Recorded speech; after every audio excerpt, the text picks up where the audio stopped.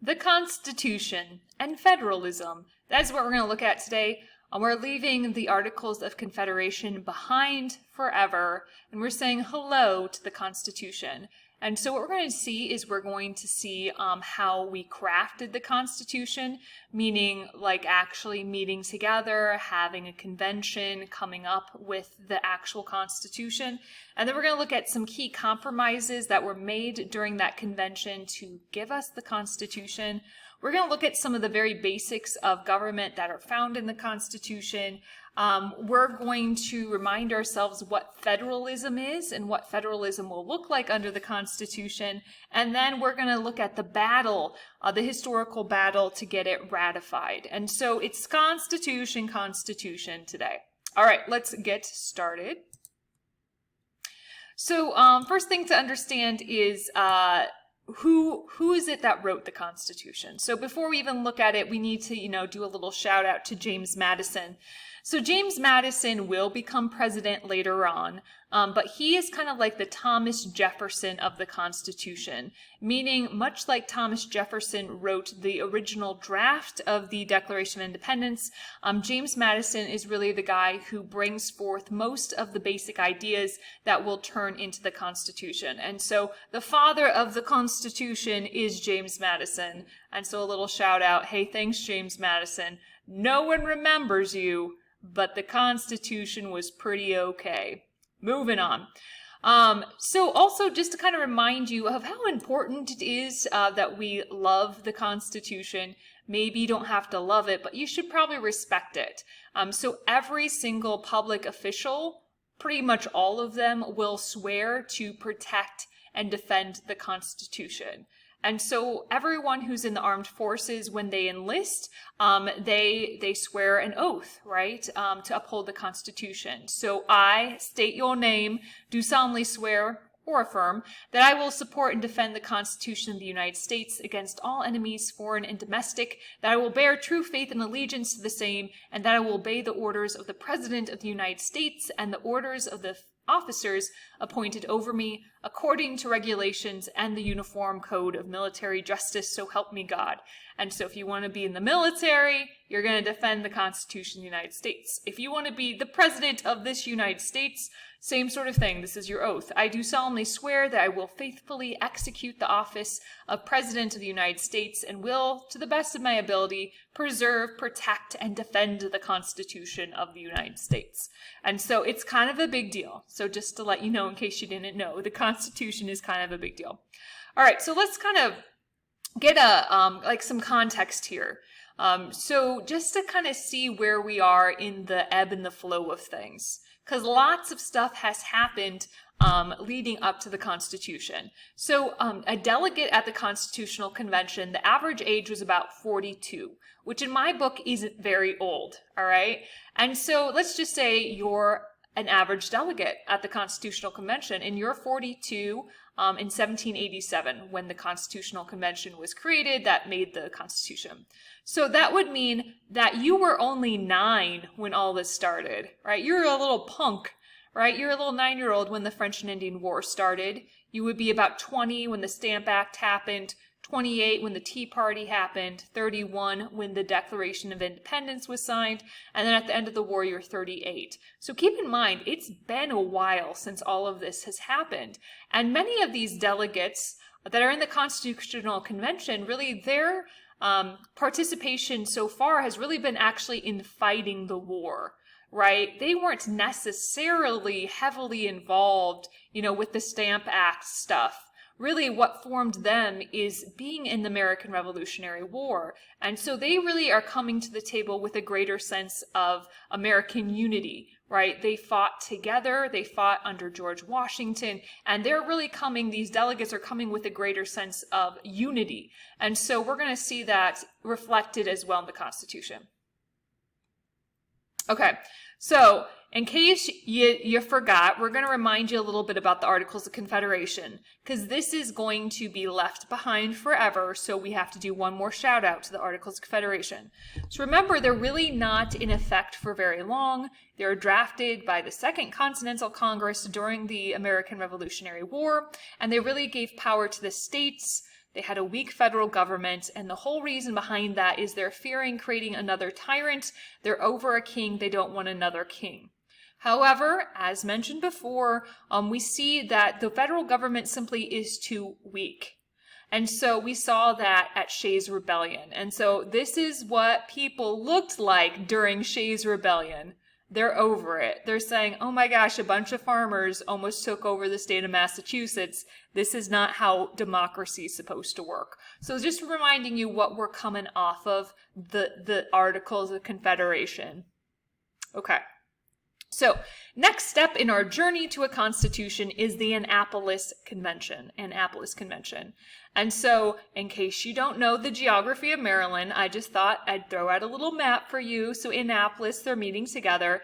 And so what it is, it's 5 different states, right?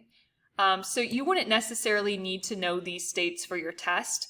But there's 12 representatives from 5 states, and they're meeting together at the State House in Annapolis. And their goal is to work with the economy, because as we know, the economy after the American Revolution is in the toilet.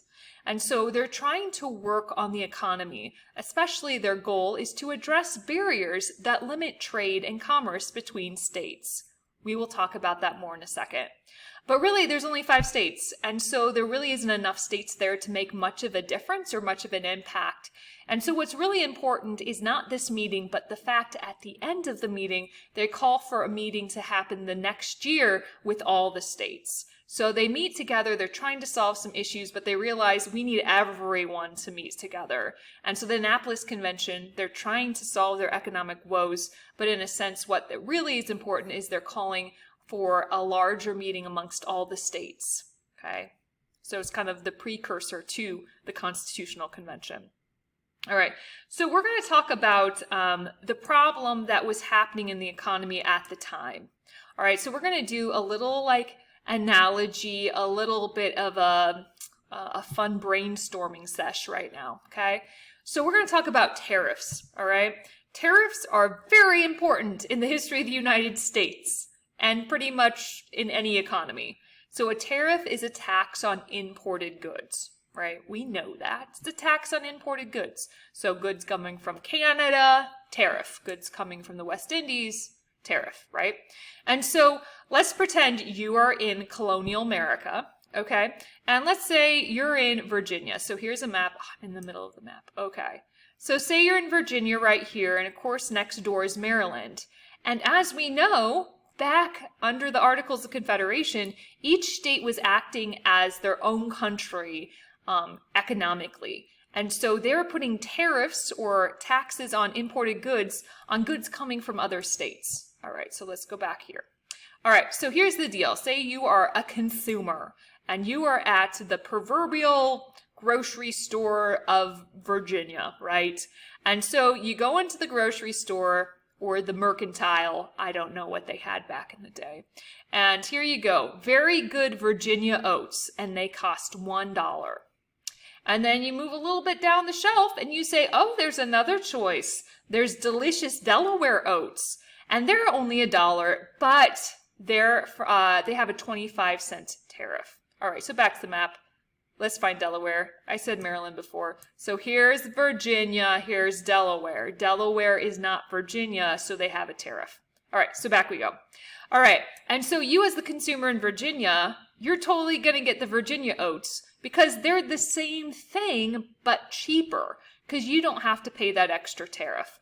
All of this to say that tariffs are typically on goods coming from other countries, but in this case, tariffs are placed on goods coming from other states. The idea of a tariff is to protect, farmers and manufacturers within the state, encouraging people to buy goods made in the state.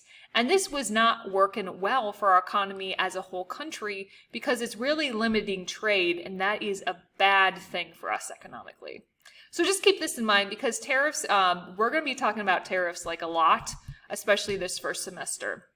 So that's a side note here, but just kind of understand tariffs are taxes on imported goods. They're to help encourage people to buy products produced in an individual state or in an individual country. Let's move on. Shall we? We shall. Okay.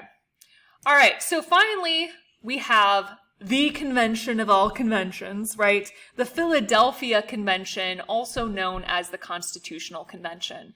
And so, right, this is when we're going to have all of those states meet together. They had been, Annapolis Convention had called for this meeting, right?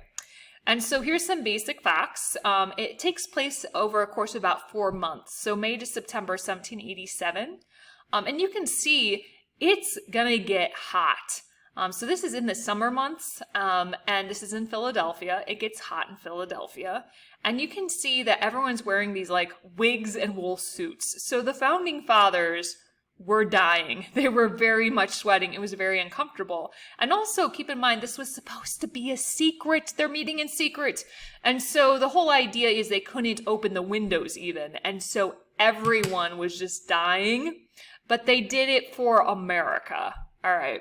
And so, of course, what we're going to see is George Washington is sent as a delegate from Virginia. And so almost right away they decide that George Washington is going to preside over the Philadelphia Convention. And keep in mind, this is kind of odd because remember, we do have a Congress, right? There is a Congress. Before we had our nation's capital, Congress met in New York. And so keep in mind, they could have tried to solve these problems with Congress, but instead they decided to have this convention. And they were only supposed to revise the Articles of Confederation. They weren't supposed to come up with this new form of government. They were just there to tweak it, to revise it. All right. However, after 3 days, they voted and decided to completely scrap the Articles of Confederation and start from scratch. Because remember, even in the articles themselves, the rule was all 13 states had to agree to change anything about the Articles of Confederation. And you know what? Rhode Island didn't even show up. And so after 3 days, they said, you know what? This is pointless. Let's just get rid of it, chuck it out in the garbage bin and leave it alone. Okay? Let's start from scratch. And so that's what they do. And like I mentioned before, James Madison, he comes in with a plan.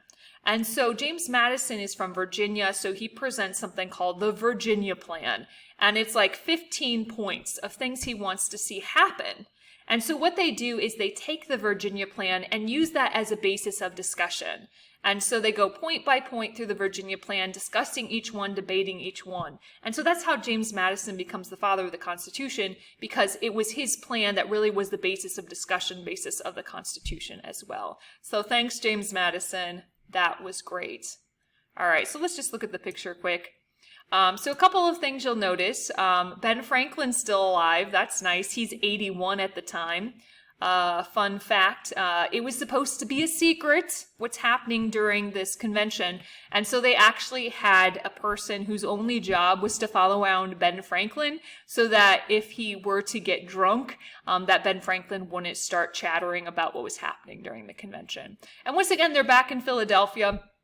And so they're going to be back into the same place where they drafted or the same place where they signed the Declaration of Independence. All right, so here we go. Just a little shout out again to James Madison. This is his quote, not mine. "If men were angels, no government would be necessary." That's probably right, James Madison, until you read the Book of Revelations and see the war broke out, but maybe he didn't read the Book of Revelations. Anyway, neither here nor there. So FYI, we're going to talk about him more later on, but James Madison is going to be the 4th president of this United States. He's going to be the president during the War of 1812. So we're going to have more on James Madison later, but for right now, thank you for the Constitution, James Madison. And then once again, just a reminder, this is the same Independence Hall where the Declaration of Independence was signed. They're back at it this time for the Constitution, for the Constitution. Compromises needed when you're creating a new government. So we're going to look at 3 key compromises, things that were issues that were debated and compromises that were struck while we were trying to craft this new Constitution. All right, here is the first one. So the question is Congress. Congress. How should representation work for Congress? So we had 2 different plans going. We got New Jersey, the New Jersey plan wanted equal representation in Congress, right? Because that's how the Articles of Confederation worked. Everyone got 1 vote. And so New Jersey says equal representation in Congress. The Virginia Plan, thanks to James Madison, wanted representation in Congress based on population. So if you were a large state, say like Virginia, you would want more delegates in Congress, more representatives, because you're representing more people. And so they debated back and forth, and they came up with something called the Great Compromise.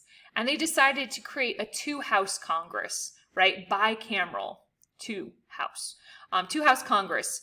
We have the Senate, which is the upper house, and there's going to be equal representation in the Senate. So every state gets 2 senators. It doesn't matter if you're Delaware or if you're California. Every senator or every state gets 2 senators, right? And when I say upper house, like even today, typically people who run for president or who become vice president, something like that, they are typically coming out of the Senate. They typically don't directly come out of the House of Representatives, right? There's more prestige in the Senate for sure. Okay, and then the lower house is the House of Representatives, and that's going to be what Virginia wanted, right? That's going to be based on population. So the more people, the more representatives you get. And just as a side note, this changes every 10 years. So every 10 years we have a census. And so the state of Iowa specifically, we're notorious for like losing a lot of members in the House of Representatives. So we used to have a lot more members in the House of Representatives when we used to have a relatively higher population. That's neither here nor there. Okay, so that's the Great Compromise. Praise the Lord. Let's move on. Okay, so 3/5 compromise. Once again, we're talking about the House of Representatives specifically. Okay, so question. Should slaves count towards the population count for the House of Representatives? So when you're calculating the population of Virginia, for example, do you include slaves in that population? That's a good question, isn't it? There was disagreement. The northern states are like, no, they should not count towards the total population, right? And the South's like, yes, they should count toward the population. And the North's like, no, and the South's like, yes, okay? And they debated this. And so they came up with a compromise. And so here's the compromise. They said, okay, slaves will count towards the population, but they only count as 3/5 of a person. Only 3/5 of a person. So they kind of count, they kind of don't count. And so it's a compromise that was struck, the 3/5 compromise. And spoiler alert, next slide. Spoiler alert, there are going to be some people who aren't necessarily loving that the 3/5 compromise was present in the Constitution, right? And so just kind of later on, FYI, what we're going to see is there's going to be some abolitionists who want to get rid of the institution of slavery, and they're more active right before the Civil War. And this one specifically would do these stump speeches where he would take the Constitution and burn it. Oh, America. And he would say, the Constitution of the United States of America is the source and parent of all other atrocities, a covenant with death, an agreement with hell. And he's saying that it's a covenant with death and agreement with hell because it has the 3/5 compromise in it. So it wasn't lost on people how kind of horrible it is that we're saying African Americans, or at least enslaved African Americans, only count as 3/5 of a person. Yep. Moving on. Okay, here's one more compromise, and this is brought to you by Big State, Small States Quandary. So once again, we're talking about electing the President of the United States. And they agree it should be indirect, that the people shouldn't vote directly. They agree on that. But how that would work, once again, it's a small state, large state debate. So this is what they came up with. Okay. What we're going to do is we're going to have this electoral college. So every state is going to send a number of electors. Those electors will meet together, and together it's going to be those electors in this electoral college that will choose the president. Okay? All right? So this is how it works. All right? So you take the number of senators you have, and you add to that the number of representatives you got. And that equals how many delegates you have in the electoral college. And this makes large states happy because, Virginia is going to have a lot of representatives in the House of Representatives. Yeah, I said that correctly. Anyway, Virginia is going to get a lot of electors because they have a larger population, right? And so large states are happy with this. They get more say, okay? And then what's going to happen, though, is if no candidate gets the majority of votes in the Electoral College, then it's going to go to the House. And this has only happened 2 times, so most Americans probably aren't aware of this because the last time this happened was in 1824. So if no candidate gets the majority of votes in the Electoral College, then the top 3 vote getters, those names are given to the House of Representatives. And in this case, every state gets 1 vote. So it doesn't matter if you have 2 members, 2 congressmen in the House of Representatives, or 17 members in the House of Representatives, every state will get 1 vote, right? And this makes small states happy because this gives them a little bit of some equality when it comes to choosing the president, right? And keep this in mind too, right? When the Electoral College, when the Constitution was being crafted, they weren't anticipating political parties. So like today we have a 2-party system. So really only 2 candidates are vying for Electoral College votes. But back in the day, they're thinking, well, maybe there's going to be 4 or 5 or 6 candidates running for president. And so what's going to happen is the more candidates, viable candidates you have running, the lesser chance there is for one of those candidates to get half. And so the founding fathers were probably anticipating that the House would actually choose more often than not. So kind of just keep that in mind. All right, so let's look at some numbers here. All right, so as of today, this is true, okay? There are 100 senators, right? 2 from each state. There you go. I knew you knew that math. You didn't even have to think about it too hard. There's 50 states. Each state has 2 senators. Congratulations. And then 435, that's how many congressmen and women we have in the House of Representatives. And then the District of Columbia gets 3. Okay, so this is the number of electors in the Electoral College. So remember, to win the presidency, you need to have more than half. And so half would be 269, but you need 270 to win. So when you're choosing the President of the United States, when you're watching the news at night, you're going to be watching and looking for 270. Who's going to get to 270? Because 270 is going to get you elected to become the President of the United States. Okay. And so this is an old electoral map. And I kind of just show it to you to so you can kind of see how things have changed a little bit, for example. So this is 1960, so the red states would be Richard Nixon, and then the blue states would be JFK. So just to kind of show you an electoral map. So Iowa, back in the day, we had 10, which was awesome. Currently, Iowa has 6, right? We have 2 senators and then 4 congressmen and women, so we have 6. But back in the day, we have a relatively higher population, so we used to have 10. So it just kind of shows you how this breaks down. And once again, 270 is the number. It's the majority of the Electoral College. Excellent. Let's move forward. All right, so let's look at some constitutional basics, and these are hopefully very much something you already know. Okay, so we're just going to look at 2.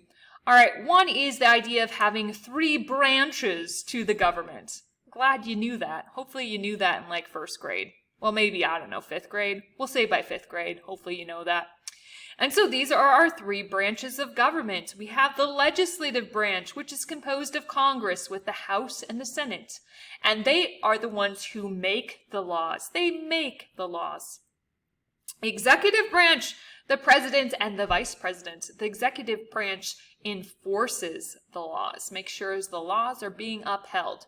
And then finally, the judicial branch, thinking federally at least of the Supreme Court, they interpret the laws. So Congress makes, executive branch enforces, and judicial branch interprets the laws. So 3 branches of government.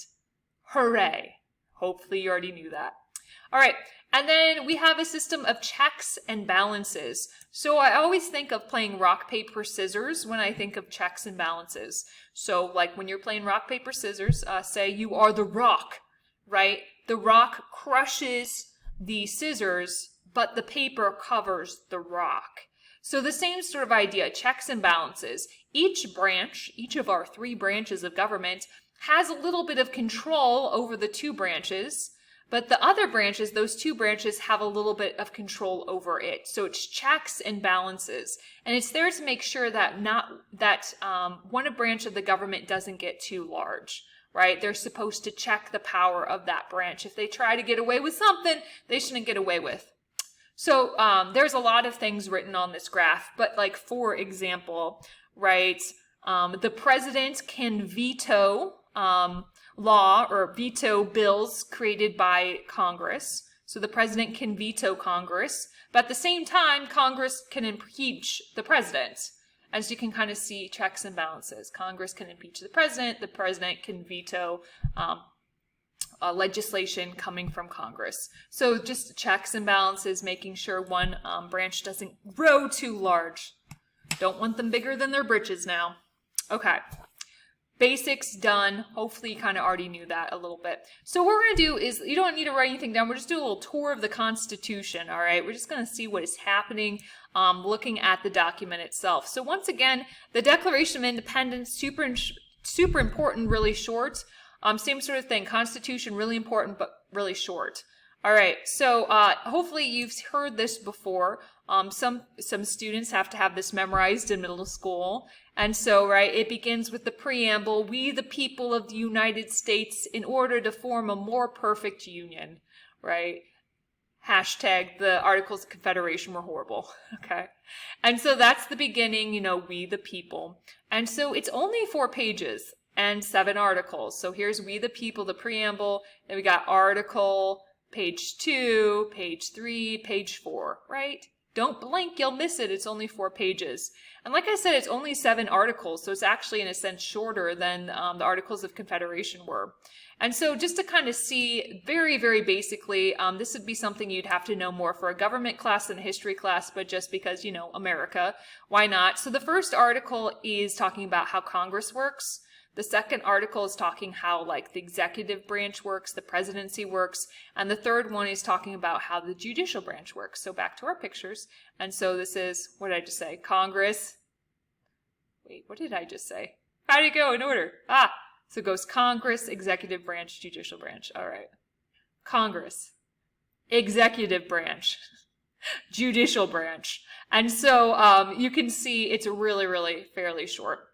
The fourth one is talking about the balance of power between the federal government and the states. The fifth one is talking about how does one amend the Constitution. The sixth one is saying that it is the highest law of the land. And then the 7th article is just saying how to ratify it. And so, like, the 7th article, super short. So you can see, really important document, not that long. Not that long. You should read it. It's fun. So also notice there is no Bill of Rights in the original Constitution. There's no bullet point list of rights that each citizen enjoys. That's going to come later on, right? The first 10 changes or the first 10 amendments to the Constitution, that's the Bill of Rights. So you know the Bill of Rights, they'll be coming, but it's not yet. The original Constitution, no Bill of Rights. That comes later. Okay. All right, so we're moving on. Like I said, the Constitution and Federalism. So far, we looked at the Constitution, like the Constitutional Convention, kind of where it came from. We looked at some key compromises, and we looked at some basics of the Constitution. We're going to look at now is called federalism. We've heard federalism before, because under the Articles of Confederation, we had federalism as well. All right, so federalism, the process by which 2 or more governments share power over the same geographic region. And so, for example, in the United States, we have state governments and also the federal government. And so once again, they're going to have sharing authority over the same geographic area. So remember, under the Articles of Confederation, as mentioned numbers of times, lots of times, federal government is super small. Really doesn't have a lot of power. So this would be my interpretation of federalism under the Articles of Confederation. And now that the Constitution creates a much stronger national government, I'd say it looks a little bit more like that, right? Lot more power to the federal government now. So once again, we're going to see a strong federal government under the new Constitution, and not everyone's going to like that. And so it's going to be a struggle to get the Constitution ratified. It's one thing to write the Constitution, it's another thing to get the states to agree to it. Because like I said, it's a really strong federal government, and some states aren't going to be about that, none. They're not going to be about that, none at all. Okay. And then, so this is just, let's look at the chart and see how pretty it is. This is not necessarily anything you need to know specific to your test, but once again, it's federalism. So here's a visual of federalism under the Constitution. So they do share some powers, right? Both the federal government and the state government taxes you, right? Every year when you're filling out your tax returns, you have to fill out state and federal.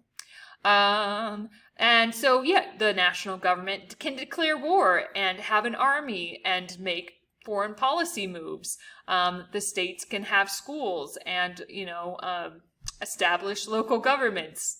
It's fun stuff. And so, like I said, you don't need to know this for your test necessarily, but just so you can see this is kind of federalism under the Constitution. All right, so when we're talking about federalism, we got to talk about Alexander Hamilton, right? He is Mr. Federalism. I always call him Mr. Federalism because he loves himself a strong federal government. And so just to acquaint you with him, hello, this is Alexander Hamilton. He's on the $10 bill. Fun. There he is. All right, so here's some basic background about him. That's a fun way to say it. Basic background. We're introducing him to you now because he's going to become a pretty major player in the first couple presidencies, okay? So, first thing to understand is his background. He's rags to riches. So he's born out of wedlock in the West Indies, so the Caribbean, and he moves to the United States and really raises through the ranks through the army. So he is one of Washington's kind of right-hand men during the actual war. So he's fighting in the war with Washington and really becomes a trusted advisor of Washington through that. He is never president.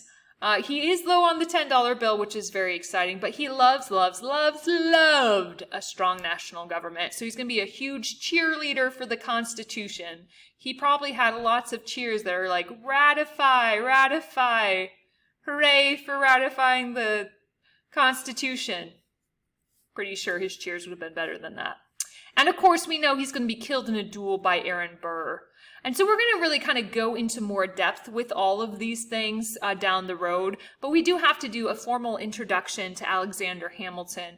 He is going to be a pretty major player, like I said at the beginning, of our country. All right, there you go. Hey, let's move forward. So we need to ratify the Constitution, but how does one ratify the Constitution? Well, guess what? The Constitution tells you how to ratify the Constitution. So Article 7, as mentioned a little bit ago, of the Constitution says this.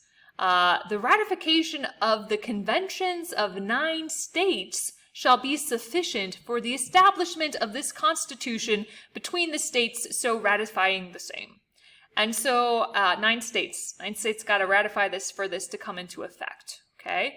And so now the struggle begins because not every state really feels comfortable with this federal power that's now this power that's given to the federal government.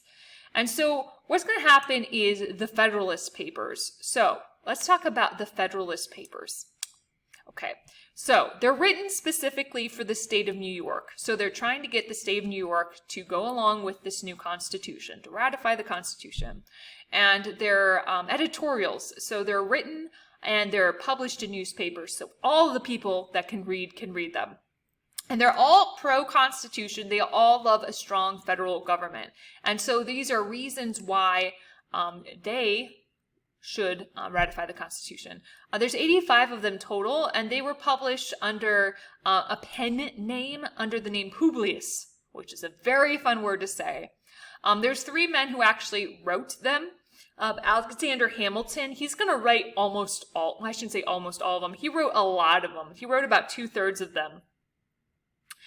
James Madison wrote some. After all, James Madison wants the Constitution to be ratified because James Madison pretty much wrote the Constitution, or at least a lot of the ideas were his. And so James Madison's going to be writing some of these papers encouraging people to sign it. And John Jay, So John Jay wrote like a couple of them. He's like the kid in the projects, your group projects at school, who stands up and during the presentation, like reads the note card that another person told them to read. So like he's like in the group, but didn't really do a whole lot of the work. But I don't know why we're bashing John Jay. Everyone likes to bash John Jay. More on that later. And so once again, in government class, you would have to and probably will have to read some of these Federalist Papers. But for history class, just know they exist and they're encouraging people in the state of New York to ratify the Constitution. All right, so let's look at this chart.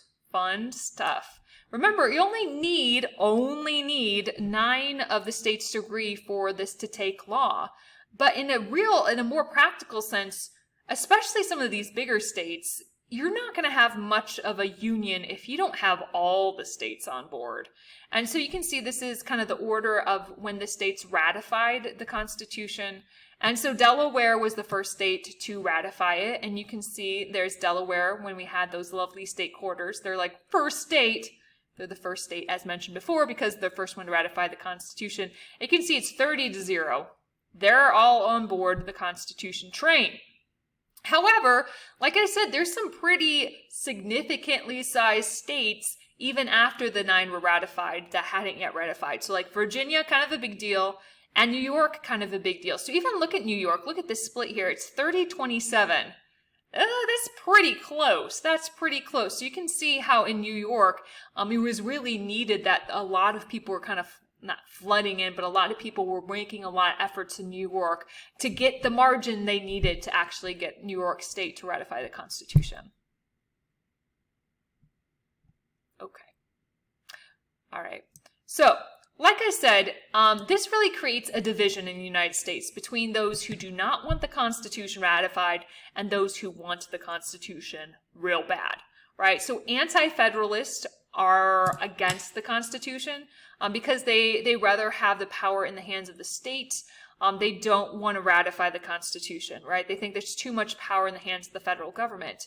The Federalists, on the other hand, aptly named because they want a strong federal government. And they absolutely want to ratify the Constitution because the Constitution creates a strong federal government. And keep this in mind too, right? Anti-federalists want more of a direct democracy. They want people to have as much power as possible.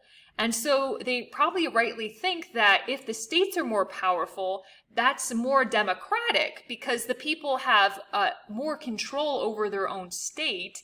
And so if the states have more power, people kind of, in a sense, have more control. So kind of keep that in mind. All right, so who's who? So anti-federalists tend to be kind of the common class, the poor, the small farmer, the laborer. Those would be the Federalists. Or those would be the anti-federalist, praise the Lord. The Federalist would be then the rich, those that have property, merchants, those kind of folks, okay? As you mentioned earlier, anti-federalists want as close to a direct democracy as possible. So like a purely direct democracy would be where every single citizen voted on every single issue. So they want as close to that as can be practically possible.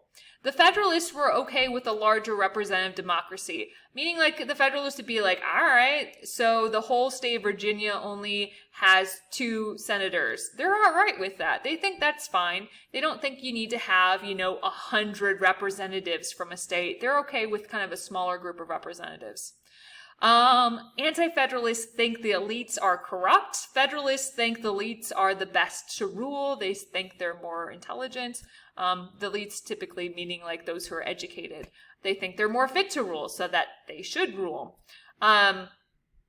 Let's go to anti-federalists. Anti-federalists are going to demand a Bill of Rights.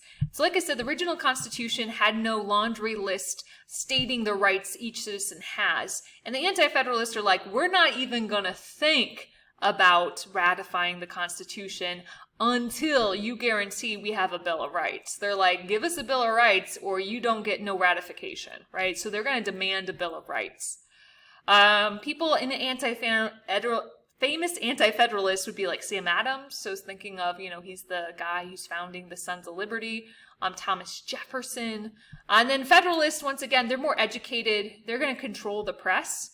So even think of like the Federalist Papers, right? Those are in newspapers. And famous Federalists would be James Madison, who wrote the Constitution, Alexander Hamilton, Mr. Federalist himself, and then even George Washington. George Washington was a supporter of the Constitution. And so you can kind of see the split here. And keep this in mind, because these are going to be precursors to our first political parties. So this is issues specific to the Constitution. This will eventually, these two groups were going to eventually form into our first political parties. So just kind of keep that in mind. Okay. So this is a cartoon, and I'm just going to point out a couple of things here. So this is the Federalists, the fancy Federalists, poking fun at the Anti-Federalists. So this is deep into the Anti-Federal Club, it says on the bottom. And so let's look at seeing who's going to meet in the Anti-Federal Club. Of course, we have Thomas Jefferson, who is one of our leading Anti-Federalists. You also have Satan. Satan's an Anti-Federalist, apparently. You have a overweight drunk man. You have a pirate. And then this guy we're going to talk about later, this is Citizen Edmond Genet, but this is a French guy who's going to try to get the United States to join in the French Revolution. Anyway, so this is what the Federalists, how the Federalists viewed the Anti-Federalists, kind of as these low-life pirate drunkards who couldn't run a country if they knew how to run a country. Very good with words. Moving on.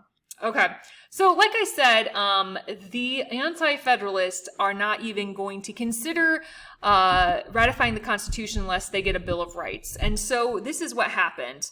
Congress pinky promised that if the states were to ratify the Constitution, the first thing they would do is to draft a Bill of Rights. And so that's really what kind of tipped the scales. So this promise of the Bill of Rights really encouraged the states to go ahead and ratify the Constitution. And so the first 10 amendments or the first 10 changes to the Constitution is what we consider our Bill of Rights, which is just a list of rights. I'm not going to read through all of them. I'm going to highlight some that you've probably heard of before. So the First Amendment is where you have a lot of stuff. Freedom of religion, speech, press, assembly, right to petition the government. 2 is to bear arms. And then, right to jury, right to speedy trial, right to only be searched if there's probable cause, right to not to have any cruel or unusual punishment. So you can read, there's the list for you there. But once again, this is the tipping point. This is the promise of the Bill of Rights is what gets us our Constitution. All right, so we're going to review really quick. Okay, Constitution, big deal. We have it formed in Philadelphia at the Philadelphia Convention. We saw some key compromises like the 3/5 Compromise, the Great Compromise. We saw some basics of the Constitution with our 3 branches and checks and balances. We talked about federalism and how the new Constitution is going to give much more authority to the federal government. We talked about Mr. Federalism, Alexander Hamilton, the biggest cheerleader for the Constitution. We saw him, John Jay, and James Madison meet together to write up these Federalist Papers, which we're going to ratify. All right, back on track. So the Federalist Papers encouraging the state of New York to ratify the Constitution, and then we saw the whole debacle between the Anti-Federalists and the Federalists. And finally, the Constitution is born, is ratified when the Federalists promise to include a Bill of Rights. So now we have a Constitution. Ben Franklin thought the Constitution would last 10 years, and it's lasted a little bit longer. So you can thank your founding fathers for such a lovely document.